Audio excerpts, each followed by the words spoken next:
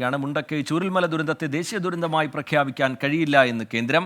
നിലവിലെ മാനദണ്ഡങ്ങൾ ദേശീയ ദുരന്തമായി പ്രഖ്യാപിക്കാൻ വ്യവസ്ഥയില്ല എന്ന് കേന്ദ്ര ആഭ്യന്തര സഹമന്ത്രി നിത്യാനന്ദ റായ് വ്യക്തമാക്കി.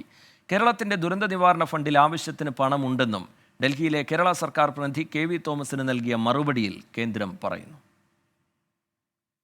മുണ്ടക്കൈ ചൂരൽമല ഉരുൾപൊട്ടൽ ദുരന്തത്തെ ദേശീയ ദുരന്തമായി പ്രഖ്യാപിക്കണമെന്ന ആവശ്യത്തിലാണ് കേന്ദ്രത്തിന്റെ മറുപടി.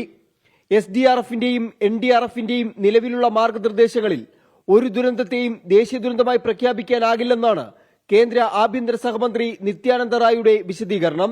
കേരളത്തിന് നൽകിയ സാമ്പത്തിക സഹായം സംബന്ധിച്ചും കേന്ദ്രം കണക്ക് നിരത്തി.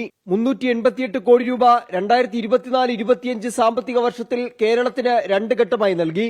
394.99 കോടി രൂപ കേരളത്തിന്റെ SDRF ഫണ്ടിൽ നീക്കിയിരിപ്പുണ്ടെന്ന് അക്കൌണ്ടന്റ് ജനറൽ കേന്ദ്രത്തെ അറിയിച്ചിരുന്നു.